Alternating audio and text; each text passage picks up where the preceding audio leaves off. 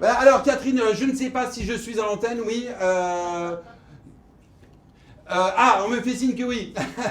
Donc Catherine, pour répondre à votre question, que je ne suis pas sûr d'avoir comprise, car nous avons quelques petits problèmes de liaison ici. Il semblerait, je dis bien il semblerait, il faut évidemment prendre tout cela avec des pincettes, il semblerait que pour l'instant, il n'y ait pas de nouveau. Voilà. Alors, ce qu'on peut affirmer de façon maintenant sûre et certaine, c'est qu'on ne sait rien. Et beaucoup s'accordent ici à dire qu'il va falloir entendre longtemps pour en savoir plus. Oui, évidemment, beaucoup d'émotions, Catherine, vous en doutez ici. D'ailleurs, on attend d'une minute à l'autre. Le gendarme est en train de sortir de la chaumière. Donc je pense, oui, le gendarme va faire une déclaration. Donc c'est restez bien à l'antenne sur Dio TV, c'est le moment fort de cette matinée, la déclaration du gendarme. Bien. Le suspect a été interpellé. Il s'agit d'un loup. Toute complicité avec la grand-mère est à écarter, puisque cette dernière a été retrouvée dans le ventre du coupable. Elle a d'ailleurs été transférée au CHU de Montauban, où elle a été examinée, puisque le loup avait mangé de la paella la veille et que la grand-mère est allergique aux moules. Le petit chaperon rouge est lui dans un état stationnaire. Il souffre d'une légère décoloration de la capuche, due à la digestion. On peut en tout cas constater avec soulagement que le petit chaperon rouge n'a pas été violé et que le petit pot de beurre n'a pas été entamé. Il sera bien évidemment interrogé par nos services dès qu'il aura repris ses esprits et son panier, et qu'il aura cessé de répéter à tout le monde que vous avez de grands képis, que vous avez de grands ordinateurs, que vous avez de grands stylos.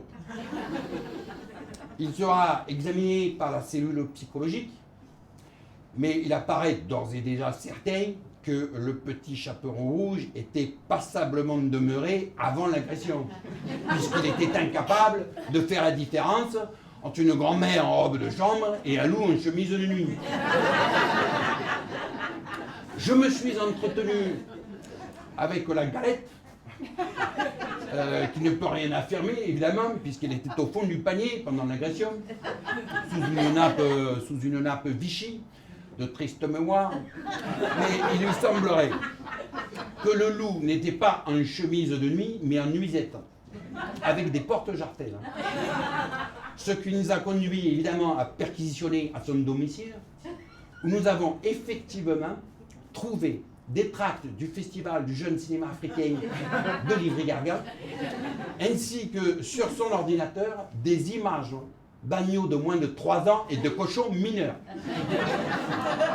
Il pourrait donc s'agir d'un réseau zoopédophile. Une enquête est ouverte. Elle devra évidemment déterminer le rôle de chacun, à commencer par celui de la mère de la victime, qui a laissé partir son enfant dans un quartier pourtant réputé, difficile, la forêt, mais ce sera à la justice de statuer sur d'éventuelles suppressions des allocations familiales. Beaucoup d'interrogations également sur les 2 témoins principaux dans cette affaire, Bobinette et Chevillette, qui continuent à se renvoyer la balle et laissent une fois de plus la porte ouverte à une éventuelle mise en examen. Voilà.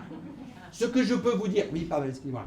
C'est bon, Pierre, je parle là, oui. Bon, d'accord. Alors, attends, 2 secondes, je leur dis. Voilà, donc, l'auteur de ce reportage, qui est un enfant de 5 ans, qui s'appelle Pierre, me dit de vous dire que, d'accord, donc, ses parents, à cause de son imagination débordante, vont l'emmener chez Madame Chouinard, la psychologue, pour lui enlever son... Oui, c'est bon. Pour lui enlever son imaginaire. Arrête de chialer comme ça. Voilà, donc ça lui fait beaucoup peur, voilà. Oui, je m'en doute, ça, Chouinard, cauchemar. Voilà, c'est bon. Bon, je vous remercie.